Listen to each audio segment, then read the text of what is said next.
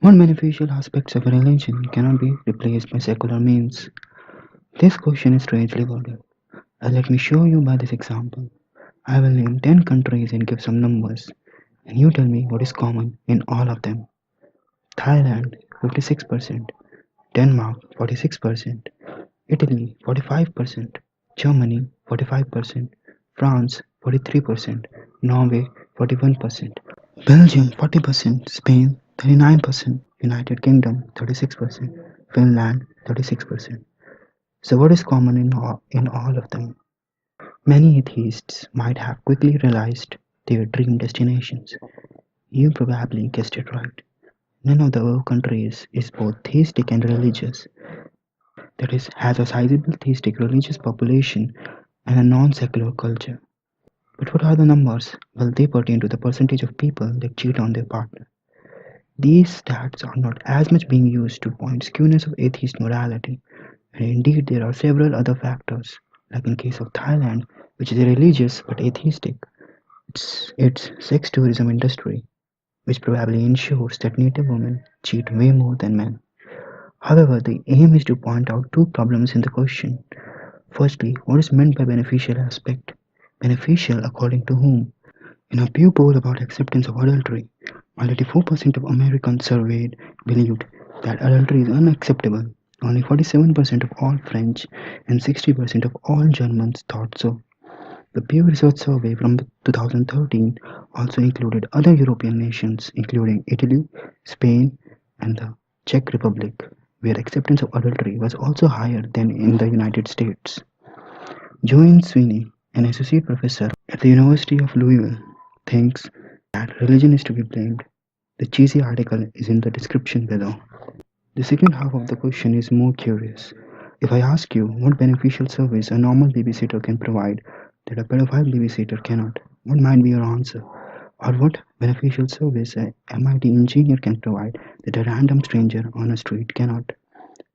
Or which of the two, a Muslim or an atheist woman, is more likely to order a hijab from a hijab store? What would be your answer? The question is not about can, but it is about will and the probability of will. Hillary could have ensured golden era in America, and Trump can nuke DC itself by pushing the red button. Okay, the last one was an exaggeration.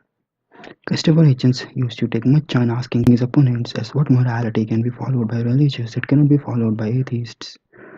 Now, because atheism is a position which does not claim any position on morality, Hitchens could perfectly argue for his case. But then, an atheist may do anything. He may also stone the adulterers. So how could you criticize religion under this definition? Maybe if you jump to probabilities from absolutes. For example, Hitchens criticized God of prying into people's bedroom affairs. Surely he did not believe in prying as long as it is not with a dead body or a child or an animal. Some prying was okay. Strangely though, that Sweden, a very irreligious and sex-positive country, had legalized bestiality for quite some time. Statistics show that atheists and theists and religious take different stances on different issues. You are twice as likely to care for unborn if you pray, at least daily. If atheism is just a lack of belief in God, why does not the reality reflect it? What may we be missing? Well, maybe this. Imagine a capitalist society. So Ben Shapiro, for example, believes that disregarding practical effectiveness of socialism or communism, wealth redistribution by increasingly progressive taxation, inheritance tax, etc., is theft. Imagine a society in which these views of Shapiro were kept from influencing government and discouraged in society. You could believe in such in private, but you could not impose on any other. So after government has taken away your $50,000 and left you with 9,000 because $10,000 is national average and $1,000 is the cost of distribution, a fee which you pay government so government can redistribute your wealth to needy citizens, you can refuse to redistribute that $9,000. Voila, this is secularism in a nutshell. Theoretically, free markets can exist in such society, and there may be no wealth redistribution because of some other arguments, but not because it is theft.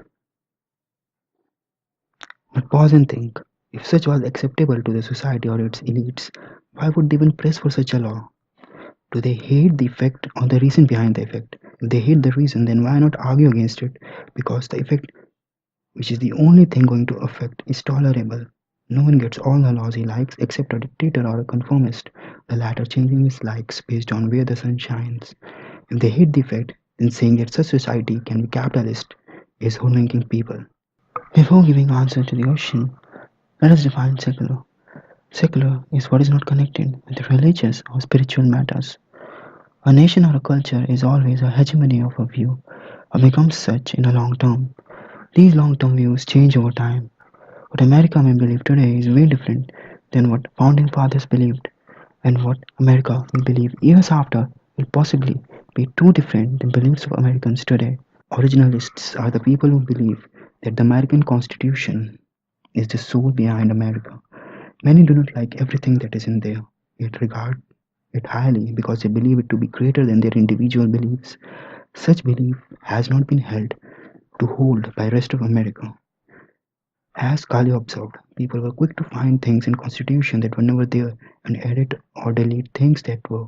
A good chunk of America actually believes in a party which believes that Constitution is a living document, always interpreted based on the reader if he is a liberal and a progressive. Anyways, an example, when Godless Cranium says, as a response to Mauritian struggle's response of his question, that atheist soldiers refute his claims, he misses an opportunity to dive into subtlety. Why do atheist soldiers fight in war? For pay? Then they do not fight for overarching system, for preservation of his for preservation of their nation's values like freedom of expression, because they do not want to live in a world without them. It is not for overarching system either, but for personal like of some components of the overarching system. If the atheist who likes freedom of expression was in Saudi Arabia and the American eagle was dropping bombs of liberty, then such atheist would be a traitor. So what's the answer? Why someone will fight for his country if he is not brainwashed by patriotism? Even if he could make more money outside, gain more fame outside, get more sex outside, and when the country invading has far more values aligned to his liking, who will fight for a nation just for the sake of nation? If you said you will, then congrats, you just accepted spirituality in your secular universe. Even if you are an atheist, spiritual means relating to or affecting the human spirit or soul, as opposed to material or physical things. The detractors would now say that soul does not exist, but that is not the point of the challenge. So please cut yourself some slack. If you are still in doubt, explain what physical and material thing this attitude is affecting positively. Almost all your pleasures lie in an invading country's hand. Why should not the army surrender and accept American Constitution if it is possible? No killing whatsoever.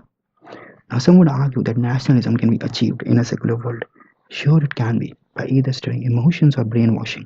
The latter is not something you will want to acknowledge publicly and does not serve any benefit in intellectual debate.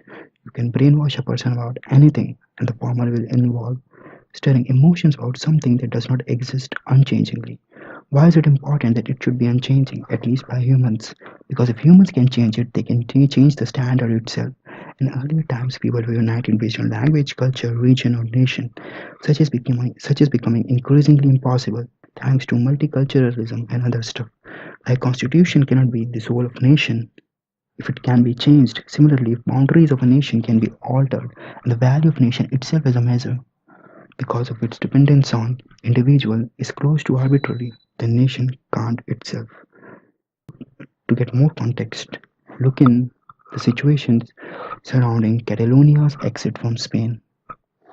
The personification of nation, however, evokes an unchanging identity, like in case of Hindus or Indians that call it the mother, which is unarguably a spiritual concept.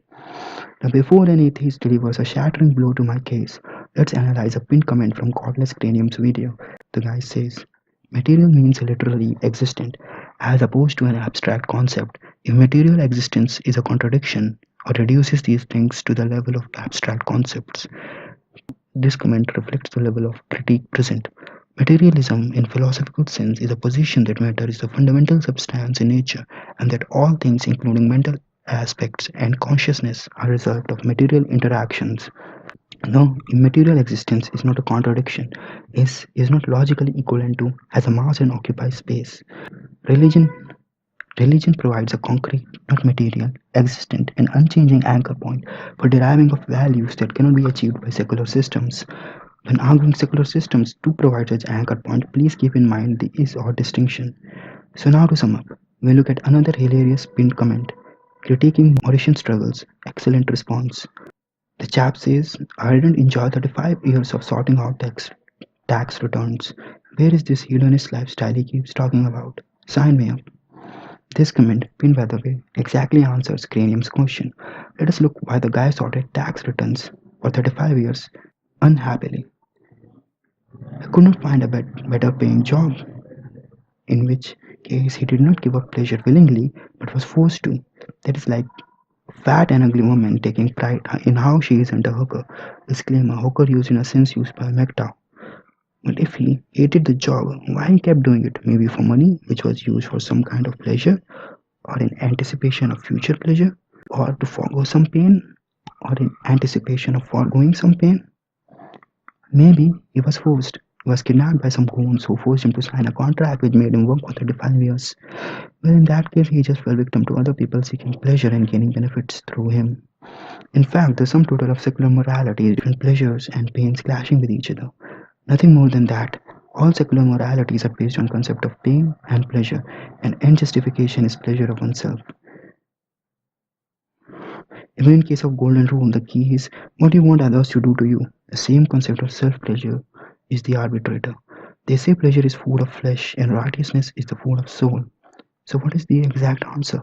I will be specific and give that in a single sentence. So here is the answer.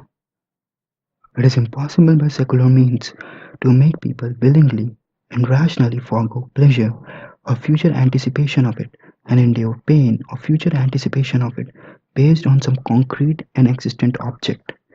These points you have to remember while arguing against it. Pleasure and pain is defined by individuals themselves. What may be pleasure for them may not be for you.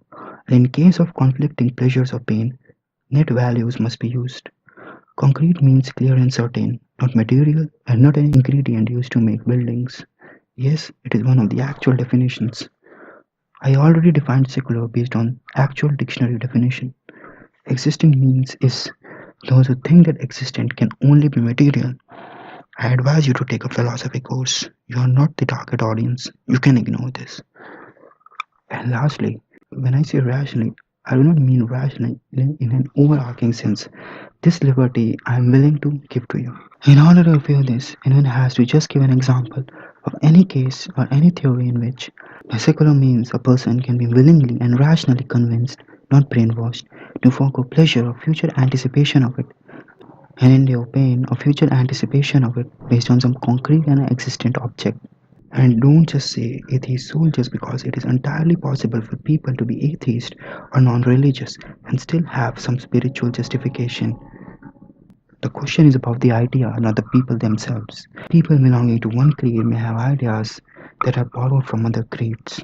Remember, you have to give a purely materialistic and physical reasoning. Physical realm exists, many of the detractors believe, and when you believe that it is the only realm, it will be quite easy for you.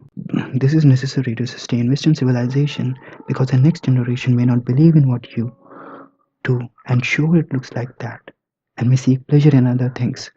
So it is necessary to willingly convince them to forego their subjective assessment of pleasure and endure pain. For that, you need a concrete base. Unless you are so charismatic that you can build castles in air and dodge postmodern bombs by it. In other videos, if needed, I will go over some other things secularism cannot ensure and what are the problems with it. Believing that the challenge is surely completed and what is awaited are only responses. If you disagree, comment in the comment section why.